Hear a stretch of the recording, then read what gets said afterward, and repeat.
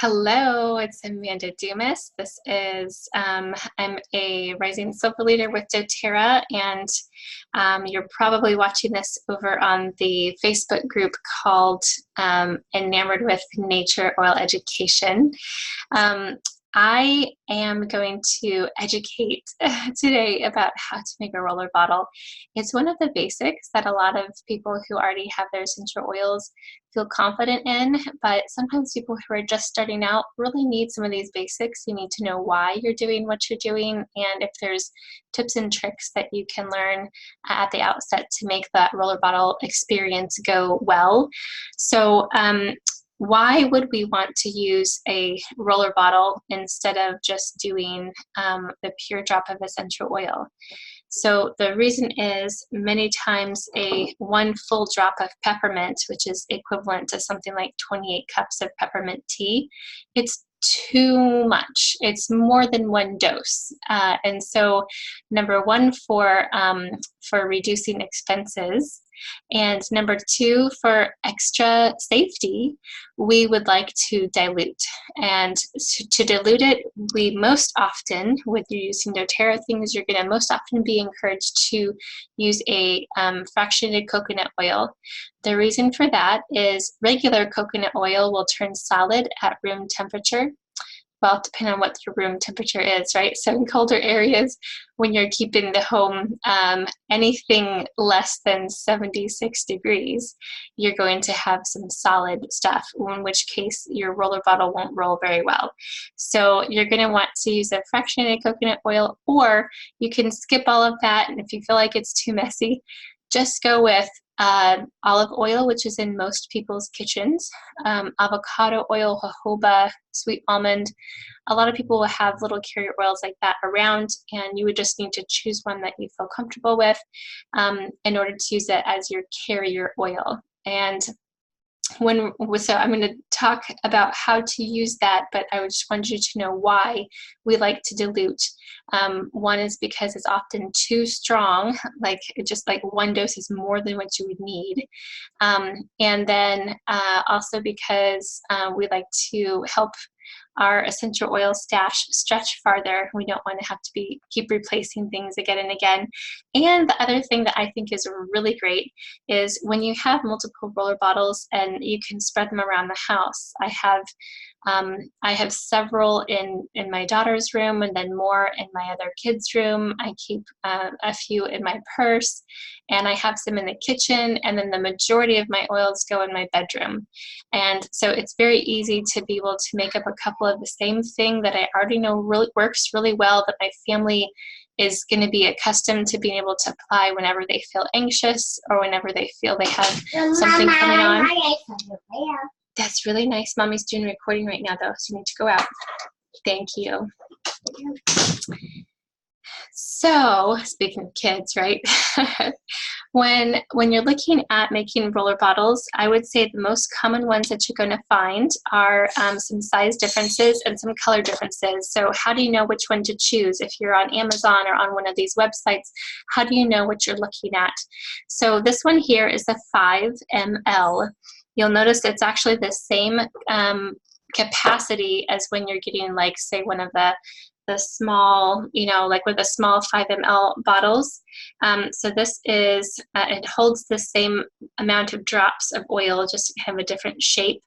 And, but this one would be, it's designed to be diluted and be easy to carry. These ones are some of my favorites to carry in my purse because they don't weigh me down, but they do. They do just allow me a lot of versatility in what I can bring with me. Actually, let me finish talking about the sizes. This is a 5 ml. This is 10 ml.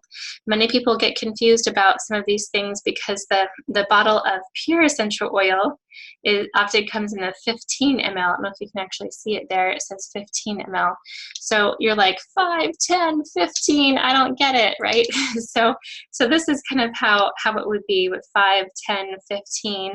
And again, the 5 is also in a roller bottle form as well.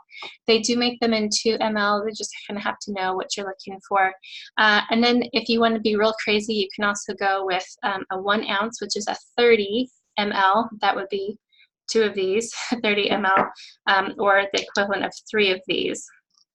So when you're talking about capacity, they go in mLs, and that's milliliters. I had to think for a second. You know, us Americans, we're not, we do different milli. Anyway, so so there's the size difference. You also may want to consider the color difference. Some of the reasons for that are you'll find that the clear ones are generally cheaper, which is fantastic when you're getting started. But you also find that the clear ones, and some of them are so pretty, like sometimes when you have like a blue tansy, or where like the oil is a naturally interesting color, it's fun to have the clear ones. There's some reasons that you may want it. Sometimes people will put like crystals inside, or like if you're using something really decorative, you might even put like flower petals that have been dried inside and look very, very nice. So there's a reason for it, but it's not super great at protecting your essential oils from some of the UV rays that would cause them, like if you're paying the price for some high quality certified pure therapeutic grade oils, and you're wanting them to do something for you, then you probably want to go ahead and try to keep them protected from the UV rays. So light and heat are the only two enemies of the potency for essential oils, and so you'll want to keep essential oils away from a lot of light. You don't want to store them right on your windowsill. You don't want to store them you know, on the front seat of your car if you live in Florida like I do, right? You're going to want to protect them. So that just means you could keep them in a carrying case that you can close something over them. Sometimes people will just keep them in a box, a drawer, a cabinet. There's many places you can keep them. Mommy's still doing a recording, so you got to go out. You can also take a little bit extra time and get the brown one. These are called amber roller bottles. Hey, please go out. I love you. The amber, okay, love you. The roller bottles that are amber colored are the ones that do protect from UV rays. And then the cobalt is another beautiful colored one. And I would say these also, hey, I love you too. Go out. I think you're supposed to be into the dishwasher with Aria and Bubba, aren't you? Go up to the dishwasher. Don't come back in here till I'm done with my recording. Thank you, Lovey. Bye, Mommy. Bye. Cute big kids. So, yes, here for posterity. Now you guys know. Anyway, so we have the amber, cobalt, clear are some of your options for that. You got the different size options. And then you also have different recipes that you can make for stronger dilutions versus just doing something that's, you know, off the top of your head. I would say in general, if you're wanting to do, hey, close it. If you're wanting to make a general one and you're not sure where to start, this is where I would say count it, like try the 5 ml bottles, because then you're not making a large amount that you have to keep forever. In the beginning, I only started with 10 ml bottles because I didn't know there was something different. And I made something for helping my husband's flow of blood stay at a much more regulated speed, instead of being, you know, too fast, which can impact how the heart functions. And when I made him this mix, I was going from just some general ideas in one of the Modern Essentials books, a favorite book of mine, reference book. And as I would use, you know, like way too many drops to make, you know, in general, I do either a 1 to 5 or a 1 to 3 ratio. So if I started doing like a 1 to 5 ratio, meaning like if I was going to do 5 oils in there, I would do like 10 drops of one, 10 drops of another, 10 drops of a third and fourth and fifth. And then that ends up being like roughly a fifth of my whole roller bottle. The rest becomes fractionated coconut oil, and then I put a label on it, and I'm ready to go, right? But unfortunately, some of the ones that we tested that that he would keep on a pressure cuff and try to see how what his pressure was at that particular time, and then after he put some of this on, not all of them worked, and I was like, well, now what do I do with this, right? So I like to start with a smaller bottle. And then when you know that you really like it and that you're going to be using it every day, and this is part of your lifestyle, and maybe it's to help your backache every day, or maybe it's to keep the sickies away every day, or whatever it is, you can put it in a larger bottle if you know you're going to be using it for all 5 of your kids. I have 5. So if you're going to use it all the time, then get one of the big ones, but try it out in the small one. And your general rule, you guys ready for this? 20 drops total of the pure oil, and then the rest fractionated coconut oil. That ends up being like a 1/5 dilution rate. If you know you need something stronger, you can bump it up to like a 1-to-3 ratio, but start with 1/5 and just kind of see how that goes. That does change a little bit if you're talking about babies, like kids under 2, things like that. We're going to want to like reduce the amount. But in general, if you're talking about, say a kid 10-ish and up in general, maybe 12-ish and up, and adults, just go with 20 drops in a 5 ml bottle, and then the rest fractionated coconut oil. When I say 20 drops, it again doesn't have to be exact. It could be 19 or 22, but in that general vicinity. And part of the thing that I think is important is we're talking about total. Not like, so for example, I'm going to go ahead and make one here for you. I gave away one that my husband really liked. I had a friend who was struggling with some really intense pain in her joints and muscles of her hand. And so I gave her the little, to-go bottle that I had in my purse that I usually keep around, because when my husband and I go on dates, he wants to use it for his elbow as most of the recent thing, or sometimes his back or his shoulder or something like that. So I'm going to make one for you so you guys can kind of see. So I'm doing some deep blue in here, and we're just going to hold it at a 45-degree angle and watch it come out. 1, 2, 3, 4, 5, 6, 7, 8, 9, 10. So I already have 10 in here, and I'm going to do the rest with some other things. So I'm already at 10, and now I'm going to take out the copaiba. This is another favorite one to handle a lot of discomfort in the elbow or the hands or whatever. So I'm going to do 1, 2, 3, 4, 5.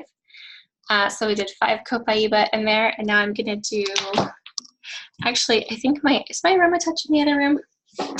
Get at my office stash. I think I should have some aroma touch in here. Yep, okay. So we're doing 5 aroma touch.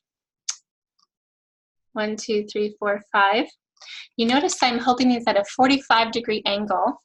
If you hold them completely upside down, the oils sometimes don't come out all that well, and you don't want to necessarily do. Actually, I have one more that I need to do in here. So there's now 20 drops, because we did 10 deep blue, 5 copaiba, 5 aroma touch, and I like to put 1 drop of frankincense in every roller bottle I do. I learned that early on. Somebody told me that frankincense, which is good for everything, is an accentuator. And so whatever it is that the other essential oils are supposed to do, the frankincense will just kind of accentuate and harmonize and allow those things to work even better. So notice when I'm pouring, if you really have trouble, you can take a look and see. It probably won't focus here, but it might. Will it? Yeah, see, you notice that there's a large hole on the bottom, a big hole on the top. We're going to flip that over so that the bigger hole is on the top, and that allows it to come out even easier. So we just want the 1 drop of the frankincense in there. So this now has 21 drops. That's okay. We're not going to overload. It's fine. If you're using the fractionated coconut oil, you can drop the single ones in. I happen to change mine to a dropper style, because I like to be able to, you know, just squeeze more in. Mommy? You are becoming a problem with disturbing me. Yeah, you can take that back. That's fine. You can take it back. I love you. Close the door. And we have the roller top that goes up here. You will notice that this is a metal roller here on the top, and that usually means that you're going to have less degradation of the essential oils, less degradation of the plastic, because essential oils, some of them can get a little, it's kind of like breaks down some of those petrochemicals, and so they'll start to kind of, you know, fall apart a little bit easier and stuff like that, and sometimes the plastic balls might fall out a little faster. So the metal ones are a little bit better, and so you'll want to check and make sure that it's actually coming out. Some of them are a little tricky.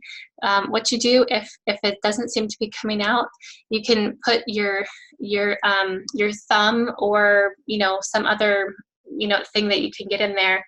Just kind of make a little, you know, loop around, so that, yeah, that definitely works. That's starting to get a lot more out. So if you're having trouble making that go, use that as your, what would that be, as your little fix. I also recommend, I don't know if you can kind of see it here, depending on how the light goes, it's not really very mixed up, right? The fractionated coconut oil is not yet combining with the other essential oils to make it one blend, right? Right now it's just a mixture, because it's not, you know, it's not come together and become its own entity. And so supposedly 33 times is the magic number. So I will sit and shake this. I don't know if it's more than 33, that's fine, but apparently there's some proof to Desiree Megan-Dog's claim that that you have to shake it 33 times in order to get it really mixed. And once we have that, here's another big tip. Always, after you get the thing on and the top, if you've got the roller and the cover, always label. This can become a problem if you don't. So I personally, you know, I made up some labels that are printed, but even if you just use a slip of paper and some Scotch tape, it's totally fine, but definitely put something on the bottle. Even if, you know, some people will put like the entire recipe so they know how to remake it again. I have a couple of those for when things I'm using for my kids that I put on every single day. And I know I'm gonna, you know, want to top it off fast, like, oh, I'm out of that already. You know, I'm gonna want to know how many drops of DDR Prime, how many drops of On Guard, how many drops of Balance, and how much Yarrow Palm went in there. And so when I'm making that mix, I don't want to have to stop and be like, oh, what? So sometimes it does make sense to put the recipe on the label. But I would say if you're in doubt, just at least put a title. Just pick a name. And even if it's like Malachi's Special Blend or something, you know, just put something on it. So I'm going to call this one Deep Blue Blend, because the main component was deep blue. So, and I'm just gonna slap that onto the bottle and call it done. But I would say definitely do something. Don't just leave it blank. Okay, so in review, we covered why we make roller bottles instead of using oils just outright plain, because usually they're you don't need that much. It's better, less wasteful, more gentle to our bodies, and more cost efficient if we dilute. Secondly, there's several common sizes, which are the 5 ml, 10 ml, 15 ml. And there's 3 most common colors. Of course, sometimes you can find different ones that are frosted or this or that. So you're looking at either the amber colored bottles, the clear, or the cobalt are the most common ones. You're also, I would say, take note of this when you're buying them. The metal roller is definitely nicer compared to the plastic ones. And remember, you can make them flow a little easier by putting a fingernail or something in there to kind of stretch the plastic just a bit to allow the oil to come out a little bit better. When filling the bottle, you're going to use a 45-degree angle. And if you're really having trouble, say for example, I know I just used this one last night, the vetiver here. I love this, but it is a super thick oil. The viscosity is just crazy on this thing. So this would be one that you definitely would want to be like, okay, where exactly is that hole? Because I need to get that up on top so I can make that come out better, you know? So yep, see, there it is. I got the hole on top and now it's coming out. Vetiver, amazing. I only put this on the bottom of my feet though because it's not one of my favorite smells. Okay, that's all totally aside though. What else did let's do another recap here. So we got the sizes, we got the 45-degree angle, we got the colors. I feel like there was something else about the tops that I was going to tell you. Maybe not. Okay, we've covered which carrier oils to do. So fractionated coconut oil is fantastic, but you can also use any of the other natural oils. Don't use like a canola or a peanut oil or something like that though, because that does not absorb into your skin. It's been through too many mechanical processes and it will not absorb as well. And often it carries a lot of parabens with it. So, so that would be one thing to avoid. And then oh, yeah, so about roughly 20 drops total. If you're not sure where to start with 20 drops in a 5 ml bottle. Then if you only have, like say someone gifted you one of these in a goodie bag because when you got your own account, that the person who introduced you to oils wanted to give you some extra goodies and you have one of these, just double the recipe, so it becomes 40 drops. You know what I mean? Right, so if this one was 20 drops and this one was 40, and then you guys do the math and figure out if it's 3 times the size. I guess, I don't know what happened there. Okay, sorry y'all, my screen flashed off somehow. Hopefully that's not an internet thing, hopefully I'm still recording. Anyway, so those would be some things about doubling the recipe or tripling the recipe, things like that. And what else are some basics that you'll need to know? Always label. That's huge because you think you're going to remember, but you often don't. So there you go. And I would say too, if this is your first time making a roller bottle and you're not really sure where to get some info from, probably talking to, I mean, there's things out on Pinterest and they'll tell you like 5 ml and stuff like this. So you could do a Pinterest thing, you could reach out to the person who helped you get started with oils and ask them for a specific recipe. And if you're not already part of the Facebook group that's called Enamored with Nature Oil Education, go ahead and ask to join because it's actually a public group. And that I host, that I tried to kind of create more of a community of courageous people, specifically women. And part of the goal is to empower people being able to take care of their own wellness. And if that's one of the things that you are like big into, is to say, I don't need someone else to tell me what my body is going through. Like, yes, I'm so thankful that there are doctors who can help me figure out, diagnose when something's going wrong. But in general, most times there are, like 80% of the time, it's simple things that we can take care of on our own. A little bit of a headache, or some symptoms because of seasonal changes. Maybe it's causing us some eye and nose irritation, or little things like that. We don't necessarily need to go all the way to pharmaceuticals. The same way that sometimes a drop of peppermint is too much for that particular problem.